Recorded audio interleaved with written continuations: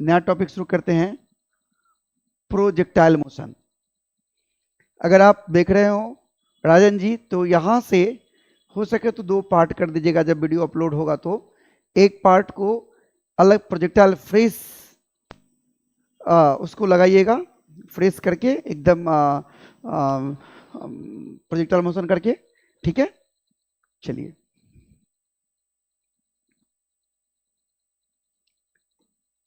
Projectile motion,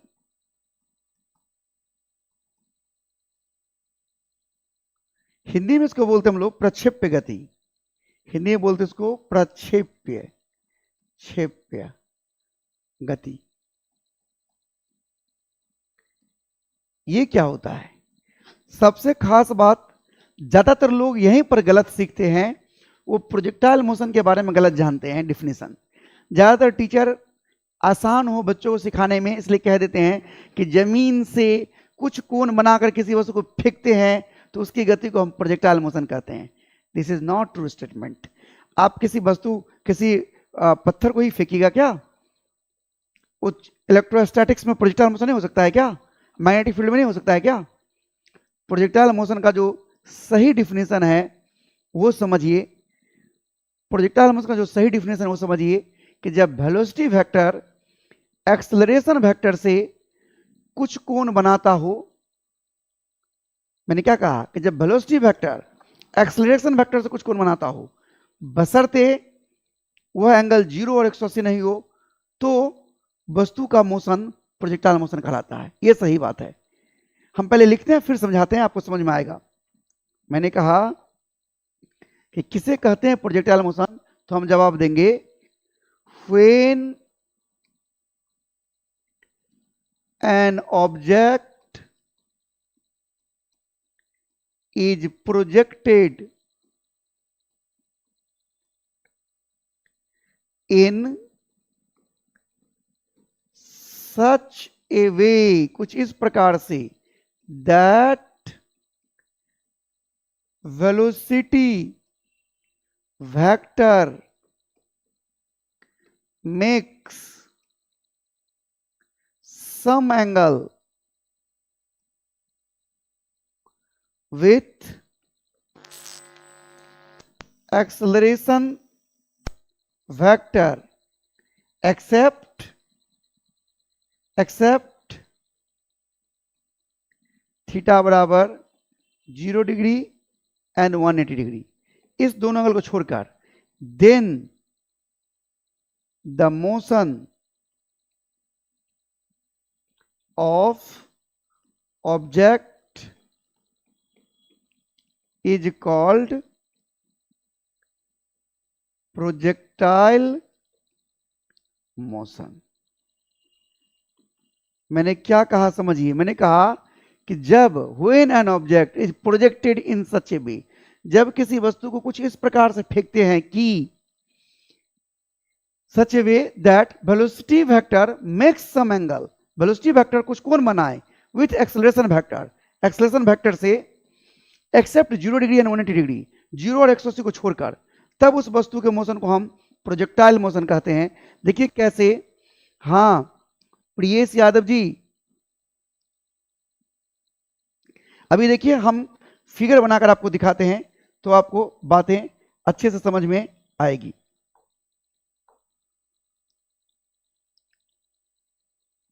हम figure बनाकर आपको दिखाते हैं। देखिए ये हमारा एक एक्सिस है और हमारा एक दूसरा एक्सिस ये है। ओहो, दूसरा एक्सिस हमारा ये है। देखिए ध्यान दीजिएगा,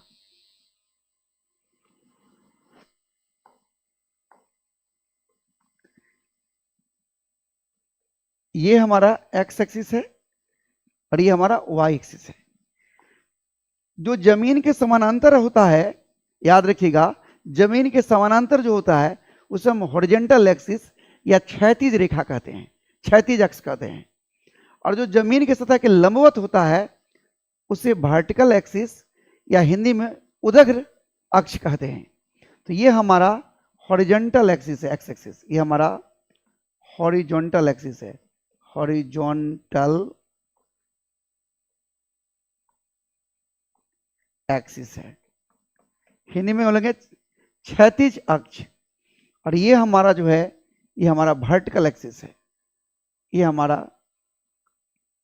वर्टिकल एक्सिस है, उदग्र, हॉरिजॉन्टल और वर्टिकल। फिर से समझिए, जो जमीन के समानांतर उसे हॉरिजॉन्टल कहते हैं और जो जमीन के सतह के लंबवत उसे हम वर्टिकल कहते हैं। अब देखिए, किसी ऑब्जेक्ट को, किसी वस्तु को हम फेंकते हैं, किसी वस्तु को हम फेंकते हैं। यहां से देखिए, ये कोई वस्तु है जिसे हम फेंकते हैं।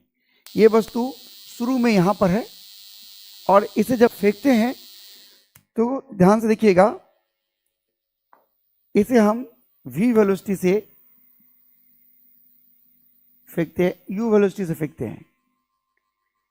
और ये x एक्सिस से देखिए एंगल, ये एंगल थीटा है। तो यह वस्तु कुछ इस रास्ते पर चलकर, ध्यान दीजिएगा, यह वस्तु कुछ इस रास्ते पर चलकर ऐसे पहुंचती है। ये वस्तु कुछ इस रास्ते पर चलती है।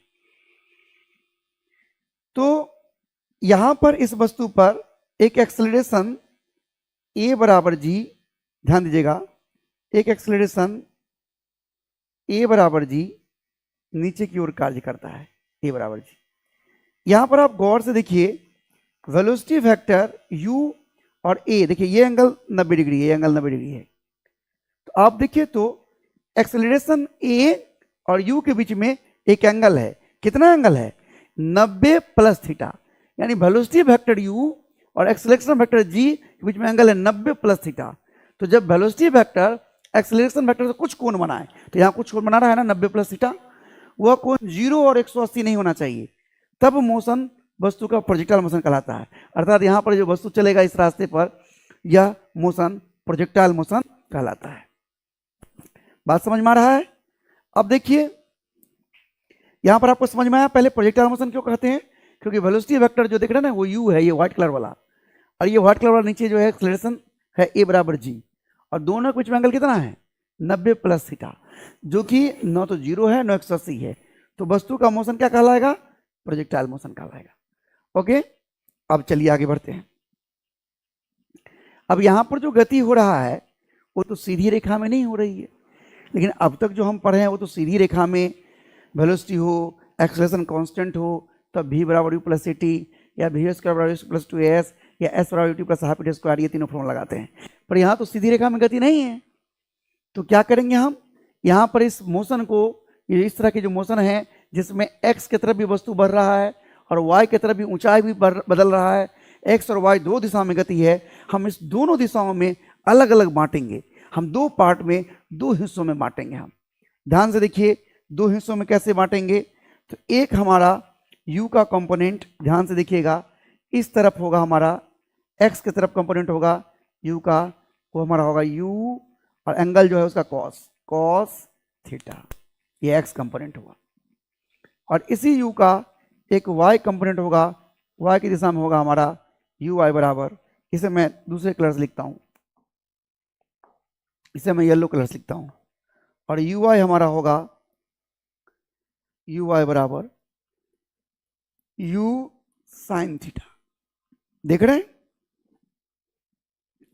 एक्सेलरेशन का x कंपोनेंट, a का x कंपोनेंट, तो देखिए ये जो एक्सेलरेशन है वो x एक्सिस से 90 डिग्री कोण बना रहा है।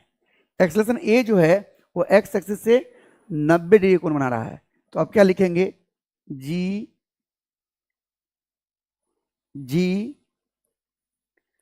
cos 90 डिग्री, और cos 90 जीरो होता है, यानी एक्सेलरेशन x की तरफ क्या है? जीरो है। और y की तरफ अगर बात करेंगे तो यह माइनस y की तरफ है, तो माइनस g है। यानी x की तरफ गति के लिए ये x वाला वेलोसिटी और x वाला एक्सेलरेशन जिम्मेवार होगा, और y की तरफ वेलोसिटी के लिए y वाला वेलोसिटी और y वाला एक्सेलरेशन जिम्मेवार होगा। ये अच्छी तरह से समझ कर रखिए। ओके, अब चलिए आगे बढ़ते हैं।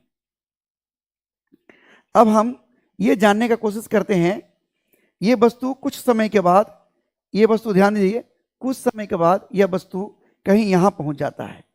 मान लीजिए कि ये वस्तु कुछ समय के बाद कहीं, कोई ऐसा कलर हम ले जिससे कि आपको दिखाई दे, कहीं मान लीजिए कि ये वस्तु, कौन सा कलर ले लें, ये रेड कलर कहते हैं, दिखाई नहीं देता, बच्चा लोग बोलते रहता है, यही ले लेते हैं ब्लू कलर। मान लो ये वस्तु कुछ देर के बाद यहां पहुंच गया, ये वस्तु, ये शुरू में t बराबर 0 पर यहां था, शुरू में ध्यान दीजिएगा t बराबर 0 पर यहां पर था। अब समय बीत गया है और अब समय t हो गया है। अब t समय पर, एट t समय पर ये वस्तु यहां पहुंच गया है, वस्तु का वेलोसिटी u से बदलकर v हो गया है। और यह वस्तु ध्यान दीजिएगा, यह वस्तु, ये जो x एक्सिस है, ध्यान दीजिएगा यहां x एक्सिस, और ये जो y एक्सिस है, y एक्सिस ध्यान दीजिएगा, देख रहे हैं ये x और ये y, वो तो बदलने वाला है नहीं। तो ये जो आपका वेलोसिटी वेक्टर है वो x एक्सिस से, देखिए आप गौर से, x एक्सिस से मान लीजिए कि अल्फा कोण बना लिया, और यहां पर इस v का x कंपोनेंट vx हो गया t समय पर, और y कंपोनेंट vy हो गया। यानी शुरू में x की तरफ वेलोसिटी ux बराबर u cos थीटा था और y की तरफ uy बराबर u sin थीटा था। कुछ समय बीतने के बाद जब वस्तु चला तो x की तरफ वेलोसिटी vx हो गया और y की तरफ vy हो गया। तो ये vx और vy का क्या मान होगा, हम ये जानने का प्रयास करते हैं, यानी हॉरिजॉन्टल वेलोसिटी ऑफ प्रोजेक्टाइल जानने का हम कोशिश करते हैं। तो आइए जानते हैं eight any time t horizontal velocity क्या होगा। Horizontal velocity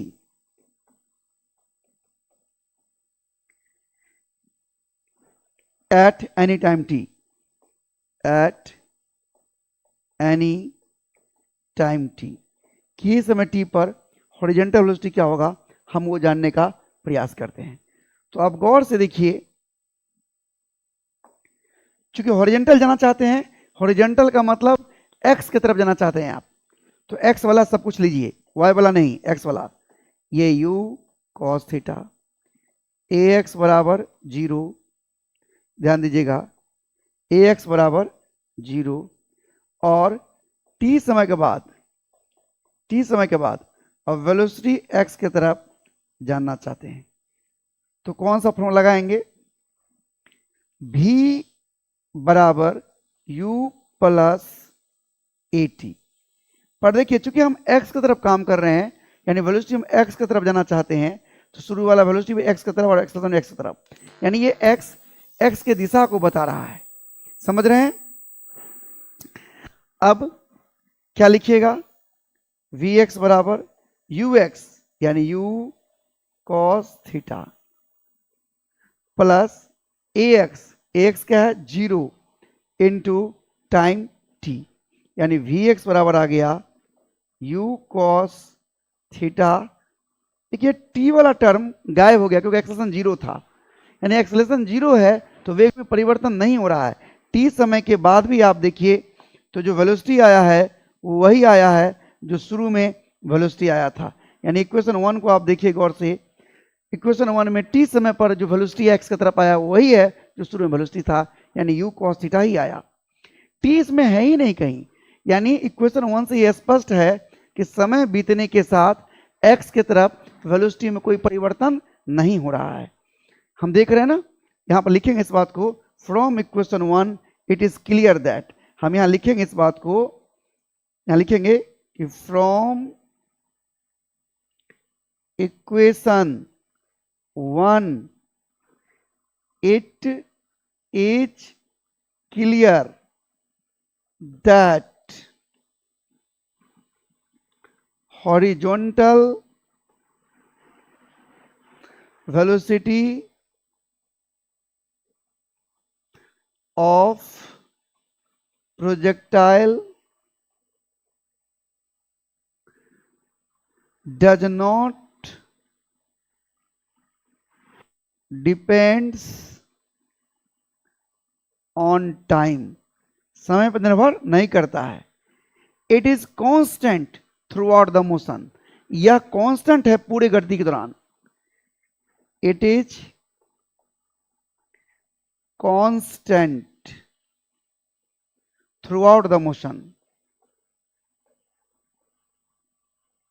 through out the motion, पूरे गति के दौरान ये क्या है, कांस्टेंट है। पूरे गति के दौरान ये कभी भी बदलता नहीं है। यानी जितना वेलोसिटी, ध्यान दीजिएगा टी समय पर यहां पर है, मैक्सिमम हाइट पर जब पहुंच जाएगा उस समय भी एक्स की तरफ जो वेलोसिटी होगा वी एक्स, वही यू कॉस थीटा होगा, कभी नहीं बदलेगा। जब यहां पहुंच जाएगा उस समय भी एक्स की तरफ वेलोसिटी वी एक्स वही होगा यू कॉस थीटा, वो नहीं बदलेगा। और पहुंचने से ठीक पहले भी वी एक्स बराबर वही होगा यू कॉस थीटा, वो कभी नहीं बदलेगा। पूरे गति के दौरान कभी नहीं बदलेगा, पूरे गति के दौरान हमेशा एक जैसा होगा। बात समझ में आ रहा है या कोई दिक्कत हो रही है तो एक बार कमेंट करके मुझे बताइए, समझ में आ रही है या नहीं, कोई दिक्कत है मुझे एक बार कमेंट करके बताइए प्लीज। अब हम आगे बढ़ेंगे।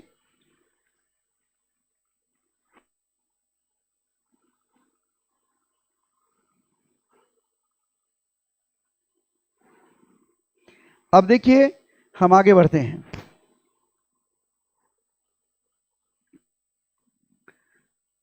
अब हम वी वाई जाना चाहते हैं, यानी vertical velocity of projectile eight any time T. Vertical velocity of projectile eight time T. T समय पर प्रोजेक्टाइल का वर्टिकल वेलोसिटी हम जानने का प्रयास करते हैं।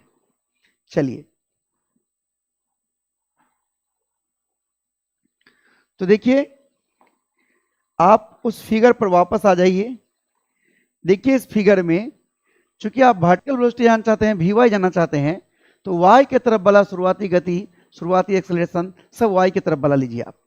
तो आप लीजिए वाई की तरफ वाला सब कुछ। देखिए यू वाई आपका है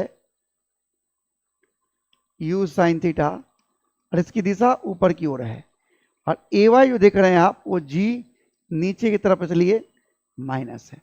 और टी समय के बाद आप वाई की तरफ वेलोसिटी जाना चाहते हैं, तो आप फॉर्मूला लगाइए वी वाई बराबर U Y plus A Y into T, यानी वी वाई बराबर यू वाई का मान है हमारा U sine theta, A Y का मान है माइनस जी इंटू टी। इस तरह से एक फॉर्मूला बन गया वी वाई बराबर you sine theta minus g T. ये इक्वेशन 2 को देखिए, यह समय पर डिपेंड कर रहा है, यानी इसका मान समय के साथ बदलेगा। ध्यान दीजिएगा यहां लिखेंगे कि from equation 2 it is clear that as t varies, vertical velocity of projectile also varies with time, समय के साथ। Vertical velocity of projectile also varies with time, वो भी समय के साथ बदल रहा है। सौरभ कुमार मंडल जी, हाँ ओके। तो वर्टिकल वेलोसिटी बदलता है समय के साथ। तो अब देखिए अब हम इसको रहने देते हैं, पहले हम आगे बढ़ते हैं। यहां देखिए तो ये v क्या होगा, तो v तो vx और vy का जोड़ होगा। अगर आपको यहां पर v कोई पूछ देगा तो आप देखिए v वास्तव में क्या है, तो vxi अब प्लस वी वाई जे होगा, यही होगा ना। यानी टी समय पर वेलोसिटी क्या होगा, अब देखिए, therefore velocity at time t क्या होगा, v बराबर v x i plus v y j, यानी v बराबर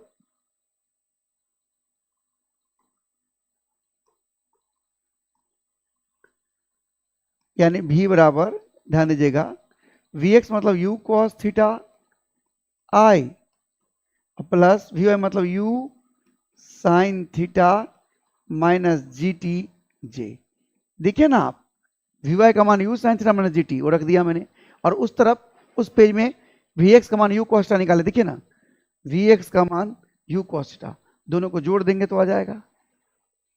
तो क्या होगा, v का मैग्नीट्यूड क्या हो जाएगा, रूट अंडर x वाला का स्क्वायर यानी cos थीटा का स्क्वायर, u cos थीटा का square plus u sine theta minus g T का स्क्वायर, ये हमारा वेलोसिटी का मैग्नीट्यूड निकल जाएगा। एक चीज और यहां से निकल सकता है, आप उस फिगर को देखिए, टी समय पर वेलोसिटी एक्स एक्सिस से कितना कोण बना रहा है, अल्फा कोण बना रहा है। कितना कोण बना रहा है, अल्फा कोण बना रहा है। हम उस अल्फा का भी मान जान सकते हैं। लेट, यहां लिखते हैं, let at any time t projectile makes an angle alpha with x axis, therefore tan alpha बराबर v y by v x.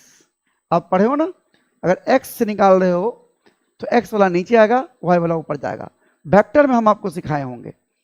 तो क्या होगा, इसीलिए टेन अल्फा बराबर वी वाई हमारा u sine theta minus g T और we x हमारा है u कॉस थीटा। देख रहे हैं, यानी किसी समय t पर प्रोजेक्टाइल कितना कोण बना रहा है वो कोण निकल जाएगा। यानी आप इसमें समय दे देगा, कितना समय बताओ कितना कोण बनाएगा। प्रोजेक्टाइल को फेंके, किसी प्रोजेक्टाइल को u वेग से थीटा कोण पर, तो t समय बाद x एक्सिस से कितना कोण बना लेगा वो आपको पूछ देगा, तो आप इस फॉर्मूला से निकाल सकते हैं। तो अब हम आज यहीं तक रखते हैं, क्योंकि इसके बाद हमें क्रैश कोर्स का भी क्लास शुरू करना है, तो थोड़ा सा 5 मिनट का गैप भी चाहिए। तो आज हम 11th का क्लास यहीं रखते हैं। प्रोजेक्टाइल को हम और आगे अगले क्लास में बढ़ाएंगे। आप लोग बस जुड़े रहें, ध्यान से देखें। Okay, bye.